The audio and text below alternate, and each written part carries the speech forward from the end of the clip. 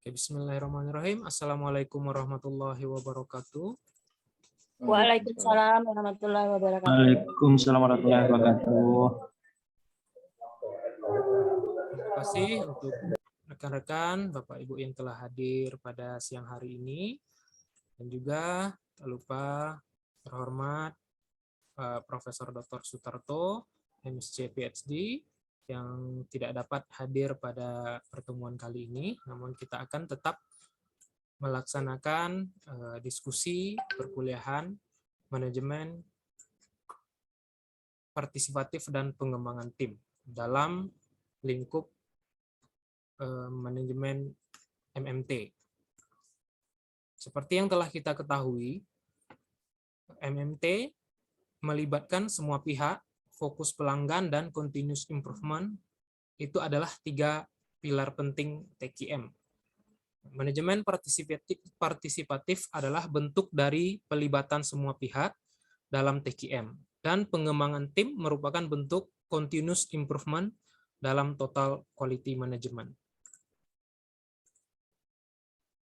Manajemen partisipatif yang akan kita jelaskan pada kali ini ada beberapa materi. Yang pertama, pengertian dan karakteristiknya, tim mutu dan tipe tim mutu, strategi pembentukan tim, dan bagaimana menjadi pemimpin di dalam suatu tim dan menjadi anggota di dalam suatu tim, beserta kelebihan dan kekurangan manajemen partisipatif. Kepemimpinan tunggal dalam pengambilan kebijakan itu dihindari dalam TQM. Pengambilan kebijakan dan pelaksanaan perlu dilakukan secara tim agar peran tim menjadi efektif dan efisien. Maka perlu mempunyai kapasitas yang memadai, dan ini berarti tim perlu diberi penguatan. Nah, manajemen partisipatif ini merupakan manajemen di mana pengambilan keputusan dan tanggung jawabnya dilakukan melalui berbagai sharing dengan berbagai pihak stakeholder yang terlibat, baik itu internal maupun eksternal. Karakteristik manajemen partisipatif ini ialah pengambilan keputusan yang dilakukan secara demokratis dan partisipatif dengan melibatkan stakeholder yang terutama yang akan melaksanakan dan terkena dampak dari keputusan yang akan diambil, baik itu stakeholder internal maupun stakeholder eksternal. Kerja tim adalah elemen dasar dalam TQM dan merupakan salah satu bentuk pemberdayaan staf dalam total quality management. Yang diperhitungkan adalah kesuksesan organisasi, bukan kesuksesan individual. Karena sesukses apapun individu, jika organisasinya atau institusinya bangkrut, maka dia akan tetap kehilangan pekerjaan. Jadi di dalam TQM yang diperhitungkan adalah kesuksesan tim, bukan kesuksesan individu. Jadi perlu dibentuk tim mutu. Nah, tim mutu itu sendiri adalah sekelompok orang dengan sebuah kesamaan dan mempunyai tujuan bersama, yaitu peningkatan mutu dengan prinsip mengacu kepada kepuasan pelanggan. Karena moto di dalam TQM adalah kinerja tim lebih tinggi daripada kinerja individu dari semua anggota tim. Rasional pembentukan tim kerja yang pertama di dalam TQM itu 2 kepala lebih baik daripada 1. Maksudnya adalah lebih baik mendapatkan masukan dari beberapa orang dari anggota tim untuk pengambilan keputusan daripada langsung keputusan diambil oleh pimpinan. Dari perpaduan keseluruhan atau masukan-masukan dari seluruh anggota tim, maka akan didapatkan suatu kesimpulan yang lebih baik atau keputusan yang lebih baik untuk kemajuan tim. Orang-orang yang ada di dalam tim saling mengenal satu dengan yang lainnya, membangun kepercayaan, dan sebagai hasil tumbuhlah keinginan untuk saling membantu memajukan institusi tersebut. Karena jika institusi itu maju, maka mereka juga akan mendapatkan dampaknya. Dan yang terakhir, tim kerja mengedepankan komunikasi yang lebih baik. Tentunya di dalam organisasi, komunikasilah yang harus diperhatikan yang terutama. Karena komunikasi yang baik akan dapat menjalankan organisasi yang baik pula. 5 tipe tim mutu. berdasarkan tugas dan basis timnya. Ada 5 tipe tim mutu. Yang pertama, Quality Council atau Komite Pengarah Mutu, yang bertugas mengarahkan rumusan strategi pengembangan mutu dan pedoman tingkat institusi, di mana terdiri dari 4 sampai 8 orang. Dan ada Quality Project Team, yang bertugas menyelesaikan masalah mutu antar departemen, yang terdiri dari 4 sampai 8 orang. Dan ada Quality Circle atau gugus peningkatan mutu, yang bertugas menyelesaikan masalah mutu dalam departemen. Ada tim mutu proses atau business process quality, yang bertugas merencanakan, mengontrol, dan meningkatkan mutu dari proses penting dari seluruh bagian institusi. Dan yang terakhir, self-managing team atau tim manajemen sendiri, yang bertugas merencanakan, melaksanakan, dan mengontrol kerja untuk mencapai tujuan yang ditetapkan. Nah, dari 5 tim mutu ini, itu disesuaikan dengan kondisi organisasi atau kondisi institusi. Tidak semuanya harus ada, sesuai dengan kebutuhan institusi. Misalnya untuk SMP bisa hanya ada 2 quality council dengan quality circle misalnya. Nanti semakin berkembangnya penerapan TQM, maka tim mutu ini akan semakin bertambah. Nah, begitupun dengan jumlah basis timnya. Minimal 4 sampai 8 orang. Jadi tidak harus 8 orang, sesuai dengan kebutuhan dari tim yang ada atau organisasi yang ada pada saat ini. Strategi pembentukan tim. Yang pertama, saling ketergantungan. Antar anggota tim seharusnya saling ketergantungan untuk mendapatkan informasi, sumber daya, dan penyelesaian tugas. Karena tim, namanya tim untuk menyelesaikan tugas ya, saling bersama-sama agar mencapai tujuan. Yang kedua, jabarkan tugas tim. Jadi masing-masing anggota tim itu memiliki tugas masing-masing agar tumbuhnya spirit the corps dan menanamkan kebanggaan dari kesatuan tim. Yang ketiga, kepaduan. Suatu keadaan di mana tim, setiap individu dari anggota tim tidak hanya berbagi misi umum, tetapi mereka mengesampingkan kepentingan individu dari masing-masing anggota. Menggunakan bahasa yang sama. Maksudnya, tim itu terdiri dari beberapa orang yang berlatar belakang yang berbeda-beda. Ada yang dari MIPA, misalnya ada yang dari teknik, yang kesehariannya terkadang menggunakan bahasa yang berbeda-beda. Nah, di dalam tim, agar mencapai tujuan tim, tentu pimpinan harus meminimalisir atau menggunakan seminimal mungkin bahasa yang berbeda-beda. Yang kelima, percaya dan respect. Antar anggota tim tentu harus percaya dan saling respect antara satu dengan yang lainnya untuk memangku tugas masing-masing. Dalam suatu tim, tentu harus berbagi kepemimpinan dan keanggotaan, karena ada beberapa anggota yang aktif. Maksudnya begini, di dalam berbagi kepemimpinan dan keanggotaan, beberapa anggota itu aktif berpendapat, dan sebagian anggota lainnya itu pasif. Nah, tentu jika yang mendengarkan, yang anggota yang aktif saja, ini tidak semua anggota tim berpartisipasi. Nah, maka hasil kerja tidak akan maksimum. Nah, pemimpin tim harus memberi kesempatan kepada kelompok yang pasif sehingga pimpinan dapat masukan dari semua anggota tim sehingga diperolehlah hasil kerja tim yang optimal. Yang ketujuh, problem solving. Waktu yang digunakan untuk membantu anggota tim untuk menjadi terampil, ini butuh waktu, tidak langsung terampil semua anggota timnya. Butuh waktu. Tapi waktu yang digunakan untuk meningkatkan problem solving dari semua anggota tim itu adalah waktu yang bermanfaat atau investasi yang baik. Keterampilan menangani konflik.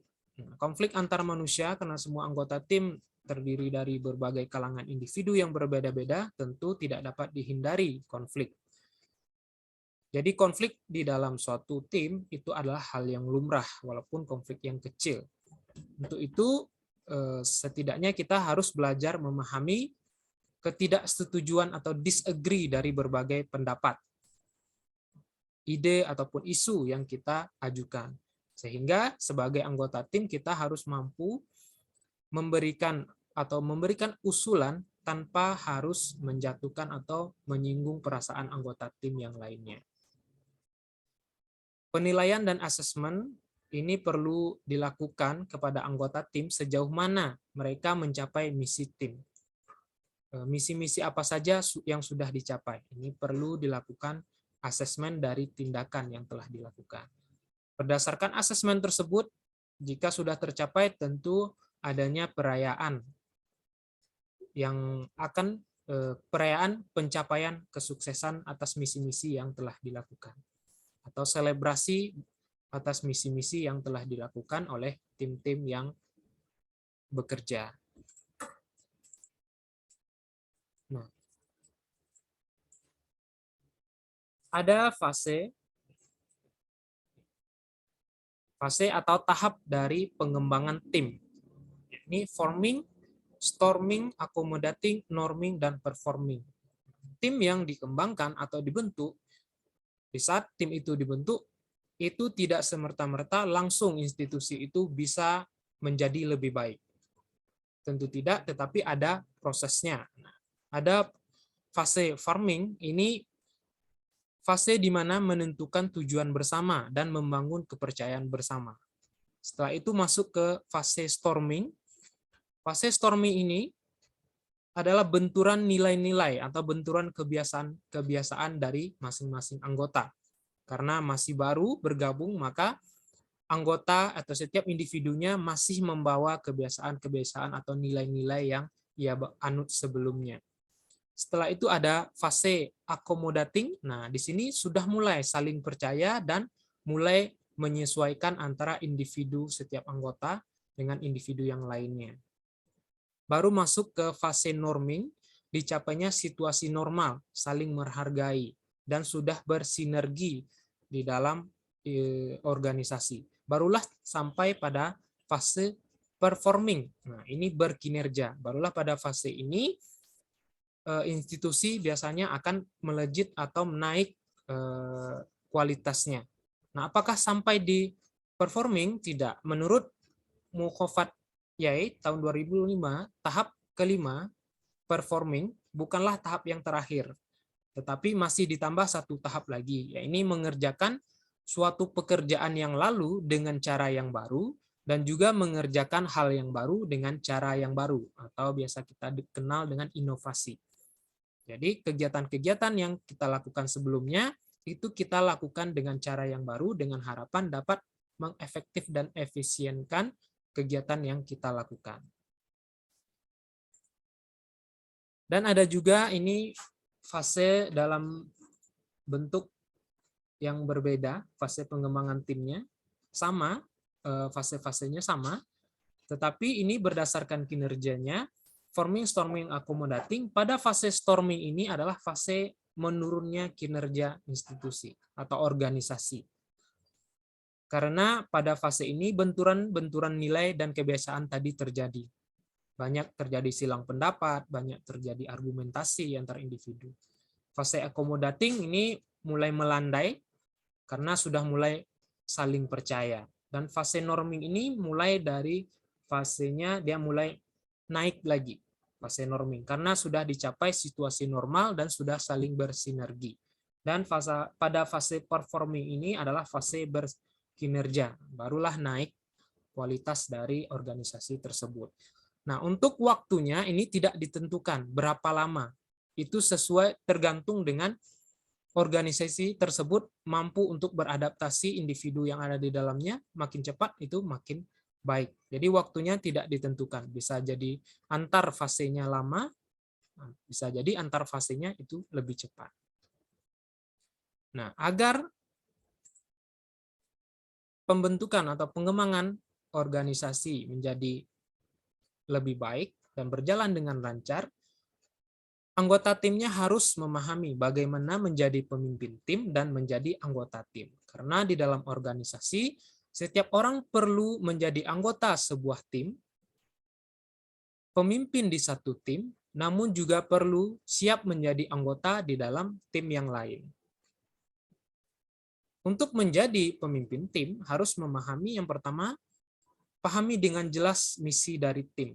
Di pertemuan pertama dalam pembentukan tim itu harus diagendakan perumusan pernyataan misi atau mission statement. Pernyataan misi ini harus menjelaskan perlunya keberadaan tim dan kewenangan dan juga batas kewenangan dari tim. Tim harus mengidentifikasi kriteria suksesnya. Apa tahap-tahap yang akan dicapai oleh tim ke depannya. Di dalam manajemen mutu terpadu, esensi sukses institusi itu kepuasan pelanggan. Jadi yang harus dicapai adalah kepuasan pelanggan. Yang ketiga, orientasi aksi. Nah, dalam mencapai kesuksesan, tentunya harus ada aksinya. Tidak hanya kriteria-kriteria suksesnya saja, tetapi bagaimana mencapai kriteria sukses tersebut. Ini orientasi aksi.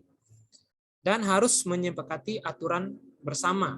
Semua anggota tim perlu memahami bagaimana cara dan etika setiap anggota maupun satu kesatuan untuk mencapai tujuan. Tim harus berbagi informasi, baik sesama anggota tim maupun di luar anggota tim. Komunikasi satu prinsip dalam TQM. Setiap individu dalam organisasi harus mengetahui apa yang sedang berlangsung di organisasi. Dan harus menumbuh suburkan kesatuan tim. Ini tugas dari pemimpin tim untuk menumbuh suburkan kesatuan tim, berlaku adil dan mengedepankan kepentingan tim, mengesampingkan ego dari individu dari masing-masing anggota tim. Sedangkan menjadi anggota tim itu harus memahami yang pertama, berupaya menjadi saling mengenal dengan baik secepat mungkin dengan semua anggota tim dan memahami apa yang dapat dikontribusikan kepada tim. Yang kedua, tentunya anggota tim harus memahami misi tim agar dapat berkontribusi terhadap pencapaian tujuan tim. Manakala mereka tidak tahu apa misi tim sehingga mereka tidak bisa berkontribusi. Tentu harus memahami misi tim terlebih dahulu.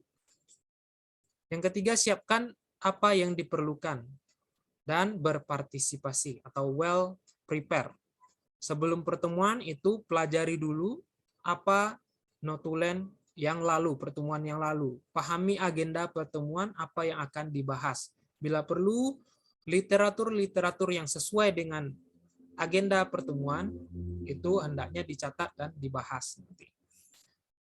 Dan siap sedia berkomunikasi, karena anggota tim yang baik selalu siap berkomunikasi di antara pertemuan yang lalu dengan pertemuan yang akan datang, berkomunikasi dengan seluruh anggota tim.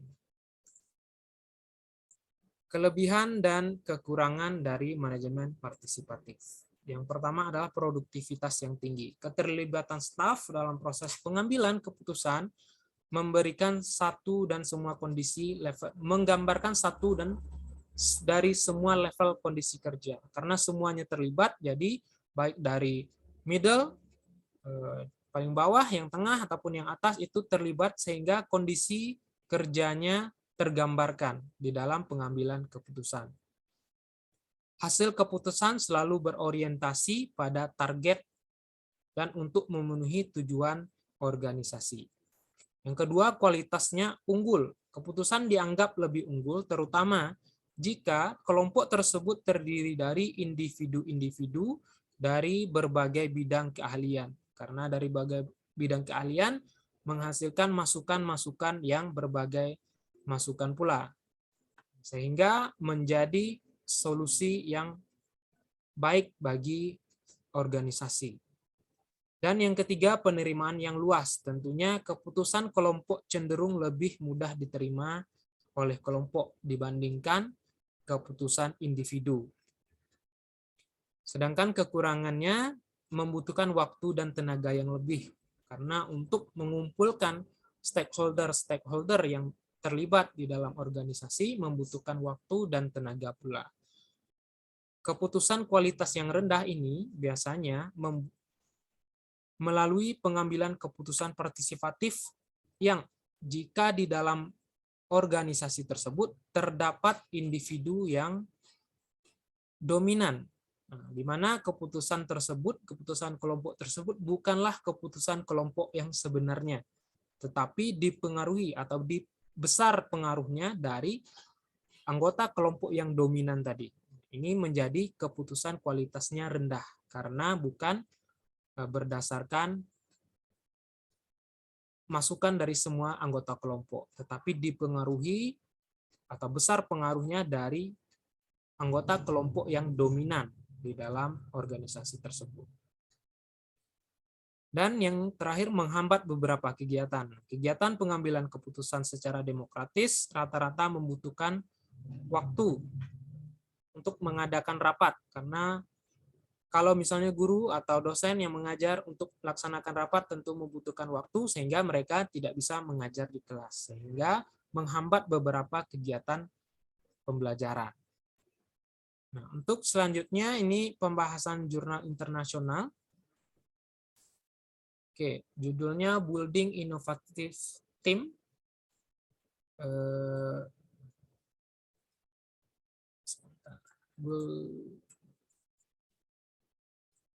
Building Innovative Team, Leadership Strategy across the various stage of team development.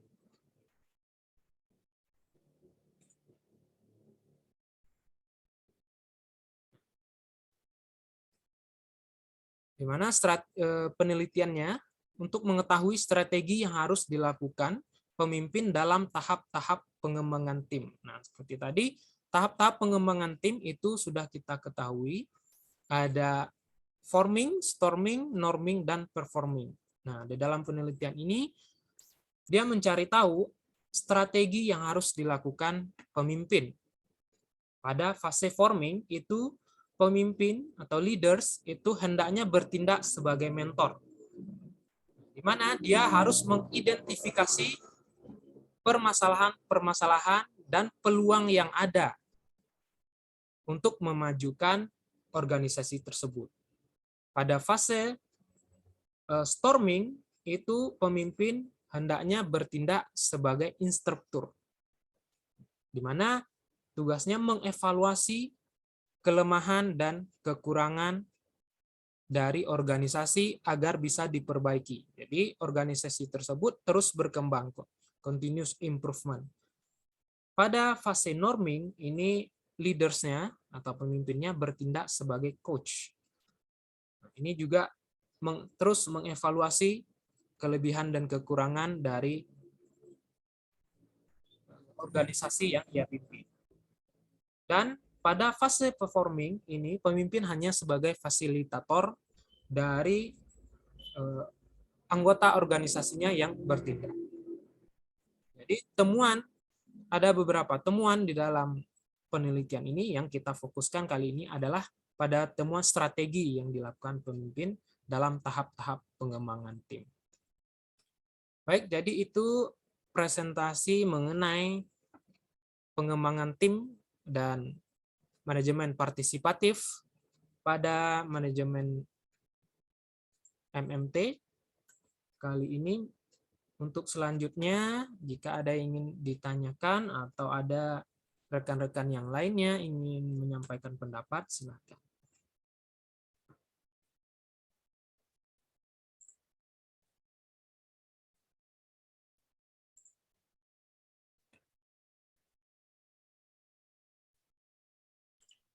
Di kolom chat ada pertanyaan tadi. Oh iya, baik. Baik. Terima kasih untuk presentasinya. Mohon izin bertanya, Pak. Ya, silakan, Bu. Nah, jadi begini, dalam pembentukan tim itu pasti ada beberapa karakter yang menjadi dasar sifat manusia, nggih. Saya pernah menjumpai di suatu tim itu ada seseorang yang respeknya itu kurang. Jadi seperti kayak apa yang menjadi tugas dia itu menjadi beban yang lain akhirnya karena tidak bisa menjadi kayak aktif. Jadi dia pasif. Ketika dikasih kerjaan akhirnya membebani beberapa kelompok yang lain sehingga nggak jalan. akhirnya di backup. Karena selalu di backup, dia akan merasa, oh, saya slow aja jalannya, seperti itu. Nah, bagaimana menumbuhkan sikap respect terhadap sesama tim dalam sebuah organisasi untuk mendapatkan semacam rasa kebersamaan yang bersama gitu, Pak. Terima kasih. Oke, baik. Mungkin satu lagi kalau ada.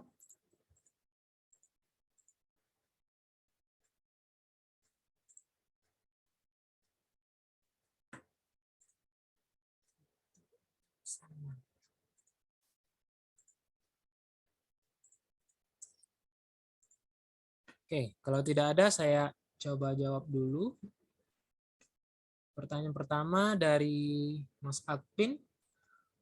Dalam struktur organisasi, pada umumnya tim penjamin mutu posisinya setara atau setara secara garis koordinasi dengan pimpinan organisasi, misalnya dekan.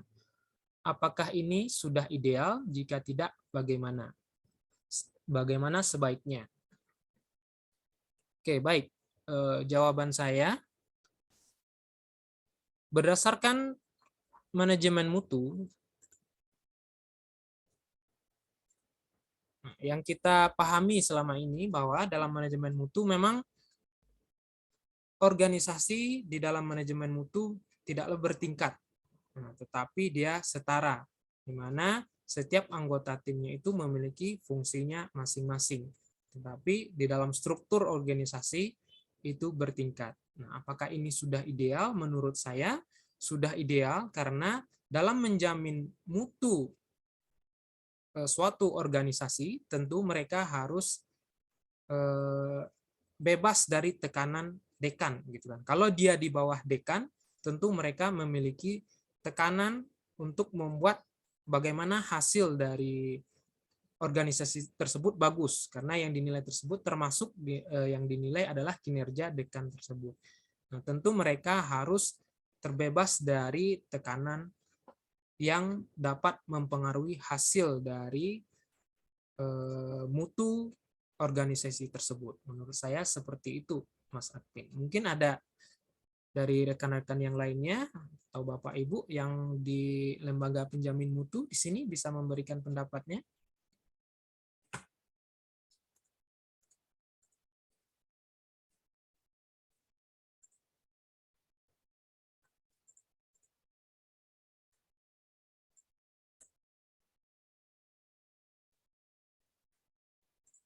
Oke, kalau belum ada, nanti kalau ada boleh silakan langsung disampaikan saja. Saya coba menjawab pertanyaan dari Bu Darti tadi. Di mana respect ada seorang anggota tim yang respeknya kurang. Nah, bagaimana menumbuhkan respect antar sesama tim? Nah, biasanya di sini orang yang respeknya kurang ini biasanya jarang berorganisasi, Bu. Kenapa? Karena dalam mencapai tujuan organisasi, kita tidak bisa bekerja secara sendiri. Kita harus bekerja secara bersama-sama untuk mencapai tujuan tim.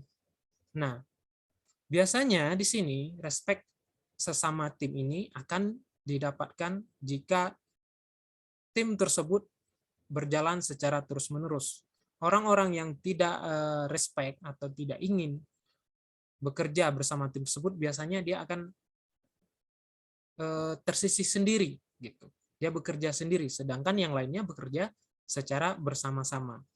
Nah, mungkin salah satu cara menumbuhkan respect sesama tim itu adalah dengan apa namanya? Saya lupa namanya. Seperti lupa saya namanya.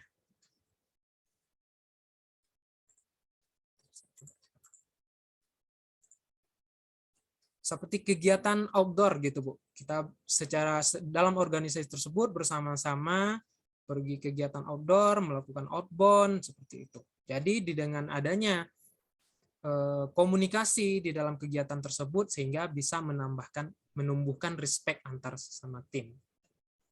Apa ya bahasanya? Saya lupa, Bu. Oke, kalau ada Bapak Ibu yang menambahkan boleh.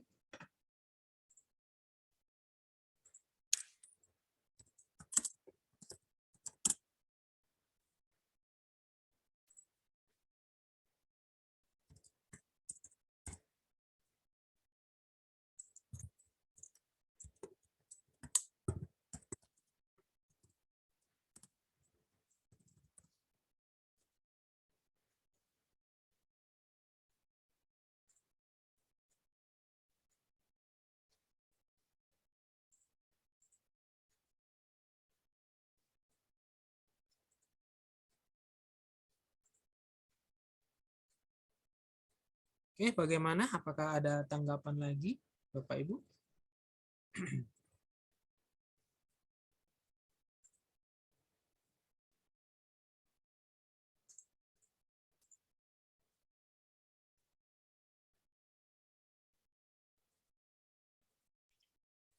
Yang pertanyaan Mbak Flo sudah dijawab belum, Mas?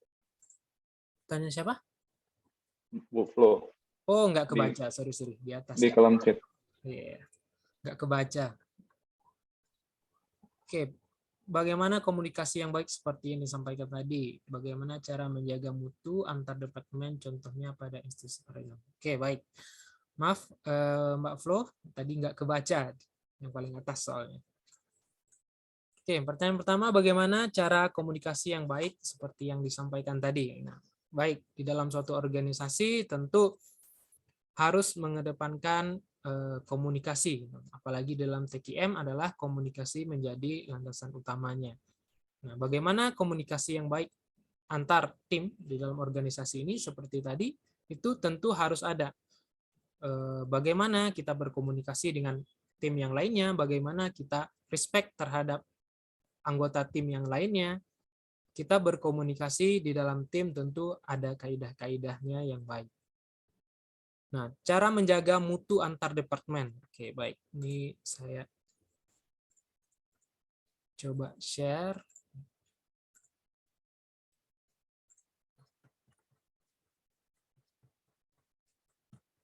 Di buku manajemen mutu terpadu.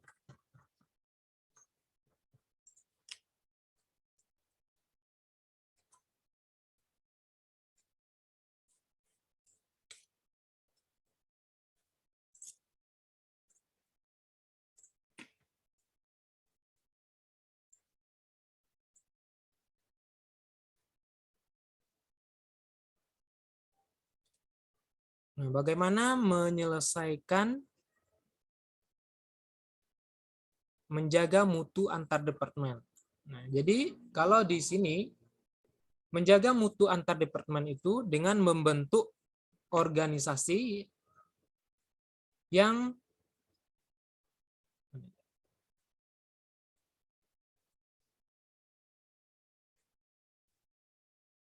bertugas menjaga mutu antar departemen yang di sini dinamakan gugus peningkatan mutu atau menyelesaikan mutu dalam departemen, di mana di setiap departemennya ada gugus peningkatan mutunya.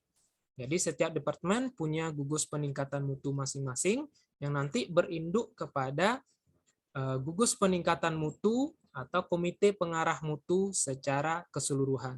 Jadi antar departemennya ada gugus peningkatan mutu, tetapi di dalam institusi tersebut ada komite pengarah mutu. Sehingga antar departemen itu dapat mutunya saling menjaga mutu sesama departemen dan bertanggung jawab kepada komite pengarah mutu. Seperti itu, Bu Flo.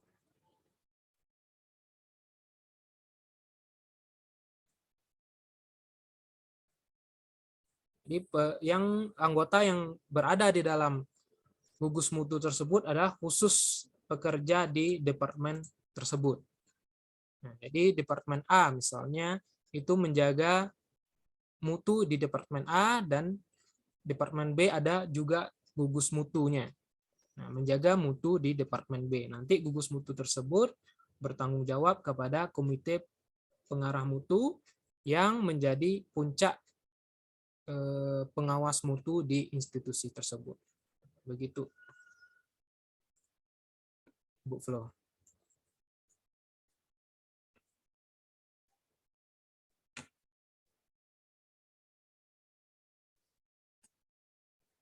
Oke, baik.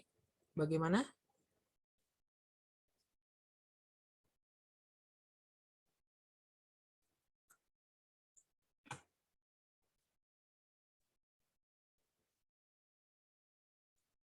Terima kasih Nggih, Mas mohon izin Pak Radinal. Adin.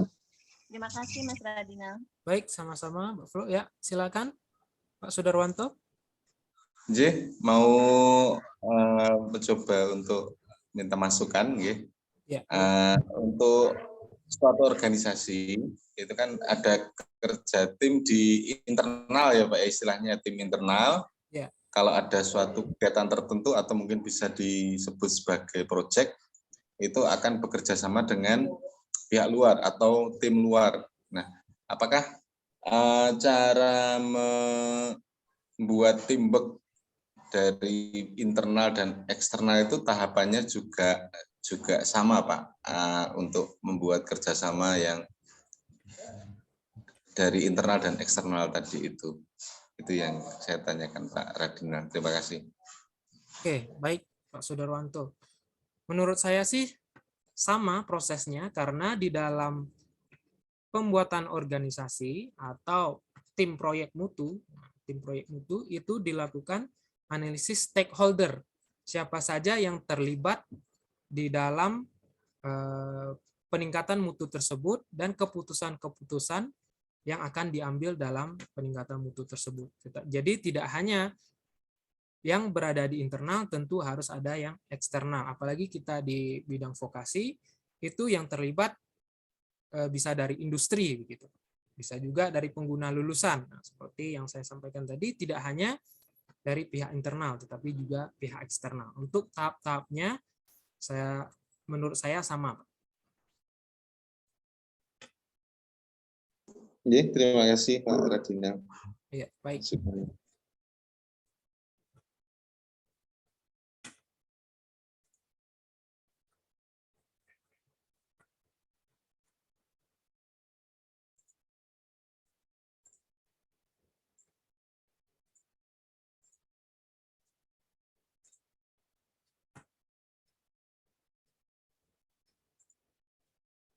Oke, masih ada? Gimana Bapak Ibu?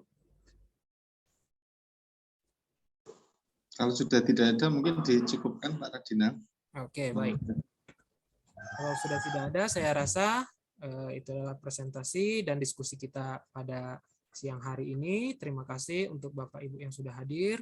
Saya selaku presenter dan pemateri pada siang hari ini, mohon maaf jika ada kesalahan kata. Wabillahi taufiq wal hidayah. Wassalamualaikum warahmatullahi wabarakatuh. Waalaikumsalam. Waalaikumsalam warahmatullahi wabarakatuh.